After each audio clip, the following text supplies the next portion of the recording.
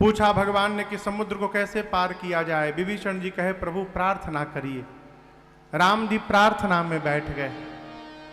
भगवान प्रार्थना में बैठे, इधर विभीषण जी के पीछे रावण ने 2 गुप्तचरों को भेजा। सुख सारन पकड़े गए। लक्ष्मण जी ने चिट्ठी देकर कहा जाओ रावण को दे देना। लंका गए दोनों, तो रावण ने पूछा ही बताओ कितनी बड़ी सेना है वहां। सुख सारन बोले सेना न पूछी, 18 पद्म केवल सेनापति हैं। कितने हैं? पद्म 18 जू थप। पद्म जानते हैं? पद्म शुक्ला जी पद्म जानते हैं? आप में से पद्म कौन जानता है? 2 ही लोग केवल हाथ उठाए हैं। बहुत कठिन पढ़ाई है ना, मेरे जमाने में होती थी ये पढ़ाई। पद्म नहीं जानते?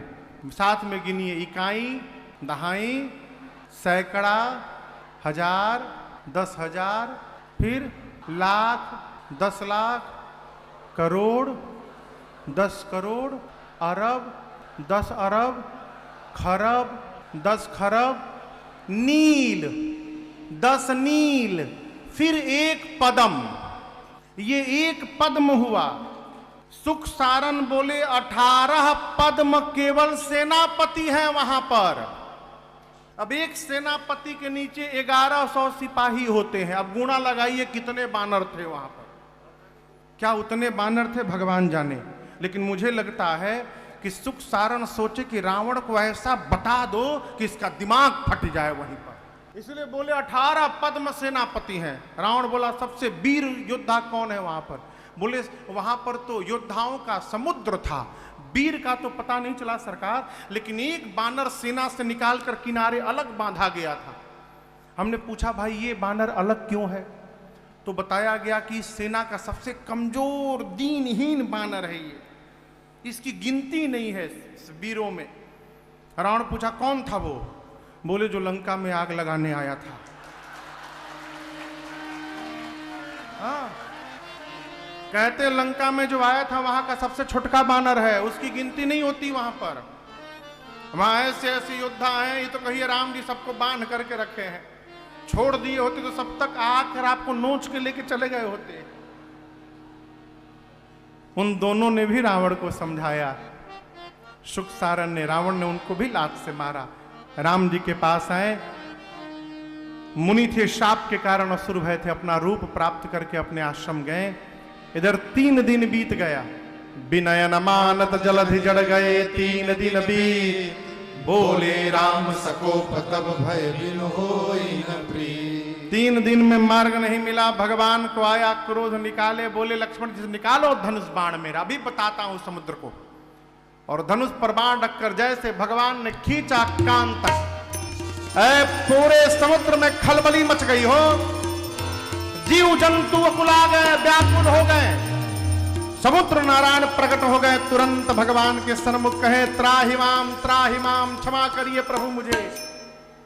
समुद्र नारायण बोले प्रभु क्षमा करिएगा, हम 5 तत्व हैं, गगन समीर अनल जल धरनी। हम अपने मन से कुछ भी काम नहीं करते। प्रभु आ यसु जेहि कह जस अहई, सो तेहि भांति रहे। आपने हमको जो करने के लिए आज्ञा दी है हम उसी का पालन करते हैं। हम 5 तत्व जड़ हैं और आपने एक मर्यादा बनाई है राम जी। इन 5 के साथ व्यवहार करना हो तो इन 5 को देखना चाहिए। ढोल, गंवार, शूद्र, पशु, नारी, सकल ताड़ना के अधिकारी। ताड़ना माने पीटना नहीं है, अवधि है। कहते का हो 4 दिन से ताड़ रहा हूं तुमको। ताड़ना माने देखना।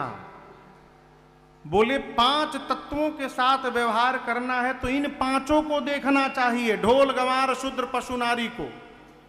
जब आप ऊपर नीचे लिखिएगा तो समुद्र जल है, गगन समीर अनल जल, 4थे नंबर पर जल है।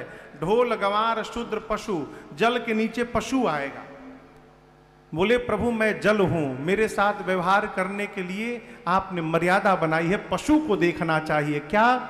जैसे पशु को बांध करके रखा जाता है, आपको समुद्र को बांधना पड़ेगा। आप सेतु बंधन कराइए मेरे ऊपर। आपकी सेना में 2 कपि हैं, नल नील। उनके हाथ से स्पर्श किया हुआ पत्थर तैरेगा, मैं भी सहायता करूंगा। भगवान ने कहा बाण का क्या करूं? बोले उत्तर दिशा में छोड़िए, निशाचर मर जाएंगे। भगवान छोड़ दिए और इधर समुद्र नारायण निज भवन गवने सिंधु से रघुपति मत भायऊ, यह चरित कलिमल हर गथामति दास तुलसी गायऊ। सुख भवन संशय समन दमन विषाद रघुपति गुण गण, सुख भवन संशय समन दमन विषाद रघुपति गुण गण। तजि सकल आस भरोस गावै, सुनहि संतत सठ मना, सुनहि संतत सठ मना, सुनहि संतत सठ मना। सकल सुमंगलदायक रघुनायक गुणगान सादर सुनहि तरहि भव सिंधु बिना जल जान। नल नील कपियों के सहयोग से सेतु बंधन हुआ है। भगवान शंकर के लिंग की स्थापना भगवान श्री राम ने तट पर की है, समुद्र तट पर, जिनका नाम रामेश्वरम भगवान पड़ा। आइए एक बार भाव और श्रद्धा के साथ बोलिए रामेश्वरम भगवान की जय। कपियों की सेना लेकर भगवान लंका में प्रवेश किए। सुबेल पर्वत की तलहटी में विश्राम हुआ है। अंगद जी को शांति दूत बनाकर भेजा गया। रावण नहीं माना, अंगद जी आए और युद्ध प्रारंभ हुआ। निशिचर की सलराई बरन से विविध प्रकार, कुंभकर्ण घननाद कर बल पौरुष संहार। निशिचर निकर मरण विधि नाना, रघुपति रावण समर बखाना। पहले दिन के युद्ध में रावण की आधी सेना मर गई। दूसरे दिन लक्ष्मण जी को शक्ति बाण लगा है। लेकिन आप बताइए, क्या राम जी चाह देते तो लक्ष्मण जी मूर्छा से न जग जाते? राम जी से बढ़हन कोनो संजीवन बूटी है का हो? तो राम जी क्यों नहीं जगाए? लक्ष्मण जी 14 साल से दिन रात जग रहे हैं सेवा में। भगवान सोचे बहुत बढ़िया अवसर आया है, सबको सजीवन बूटी में फंसाए रखा जाए, इसी बहाने मेरे भाई को एक रात विश्राम करने को मिल जाएगा, इसलिए भगवान ने जगाया नहीं। हनुमान जी सजीवन बूटी लेकर आए। लक्ष्मण भैया मूर्छा से बाहर आए हैं। उसके अगले दिन भगवान ने कुंभकर्ण को गति दी। अगले दिन लक्ष्मण जी ने मेघनाद को गति दी। फिर रावण चला युद्ध करने। कई दिनों तक युद्ध चला। बार बार प्रभु उसके सिर भुजाओं को काटते हैं, बार बार नवीन सिर भुजाएं आ जाती हैं। अंत में विभीषण जी ने कहा, प्रभु नाभि में अमृत है इसके, जब तक उसको नहीं सोखिएगा ये मरेगा नहीं। अब तक राम जी 30 बाण चलाते थे, अब राम जी 31 बाण निकाले। धनुष परख कर जैसे भगवान ने खींचा और छोड़ा, 20 बाणों ने 20 भुजाओं को काटा, 10 बाणों ने 10 सिरों को, और 31वां बाण नाभि में लगा रावण के। जैसे लगा जोर से चिल्लाया रावण, गरज मरत घोर रव भारी, कहाँ राम रन हतौ पचारी, कहाँ राम रन हतौ पचारी, कहाँ राम रन हतौ पचारी। बाण उसको लगा है, मर वो रहा है, चिल्लाया क्या, कहाँ है राम, अभी दौड़ा कर मारूंगा। इस समय मरते समय रावण के भी मुख से राम शब्द का उच्चारण हो गया और रावण का तेज भगवान श्री राम के मुख में प्रवेश कर गया। बोलिए रामचंद्र भगवान की जय। विभीषण जी ने रावण की अंतिम क्रिया संपन्न की है। श्राद्ध कर्म हुआ। उसके बाद लक्ष्मण जी और सुग्रीव जी जाकर विभीषण जी का रास तिलक किए हैं। सीता मैया को लेकर विभीषण जी आए। ये असली है कि नकली? हाँ, असली कहाँ है? इसलिए भगवान ने अग्नि परीक्षण करके सीता जी को वापस बुला लिया। कोई नहीं जान पाया। इंद्र को बोलकर अमृत की वर्षा कराई। जितने कपि भालू मरे थे सब जीवित हो गए। विभीषण जी ने रावण के वस्त्र आभूषण लुटा दिए। सारे कपि लूट लूट के पहनने लगे। लेकिन बानर तो बानर, नीचे वाला गले में लपेट लिए, ऊपर वाला नीचे लपेट लिए, उल्टा सीधा कपड़ा पहन पहन के सब बानर अब भगवान के पास आके पूछते, प्रभु हम लोग कैसे लग रहे हैं? राम जी बोले आप लोग इतने सुंदर लग रहे हैं, कल्पना कोई नहीं कर सकता है। दुलार करके कपियों को भेजा। उसके बाद मुख्य सेनापति जामवंत जी, अंगद जी, हनुमान जी, गवाक्ष द्विज महेंद्र सठ निसठ को लेकर विभीषण जी के साथ मैया भैया के साथ भगवान पुष्पक विमान में बैठे। जय घोष हुआ, बोलिए राजा रामचंद्र भगवान की जय। चलता विमान कोलाहल होई, चलता विमान कोलाहल होई।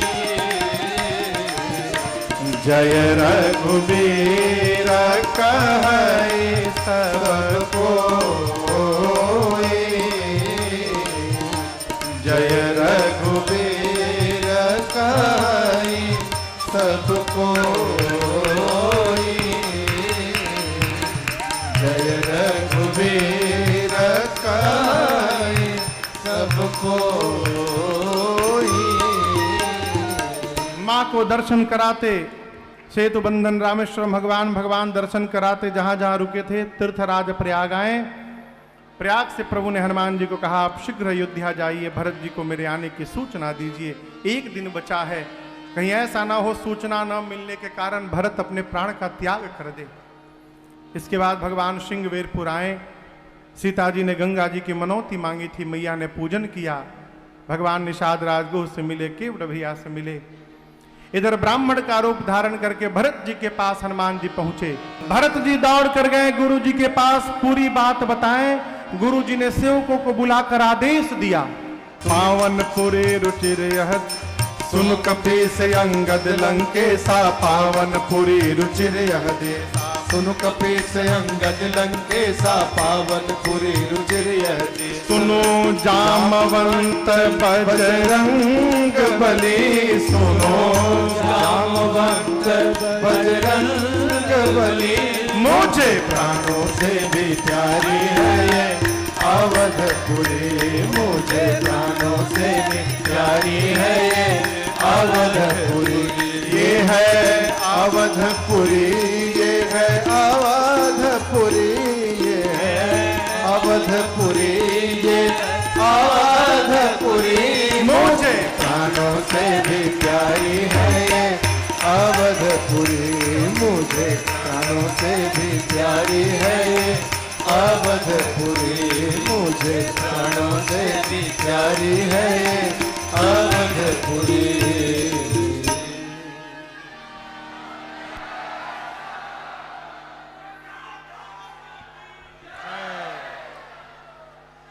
बैठ जाइए, बैठ जाइए, जो जहां है वहीं बैठ जाए, जहां है वहीं बैठ जाइए।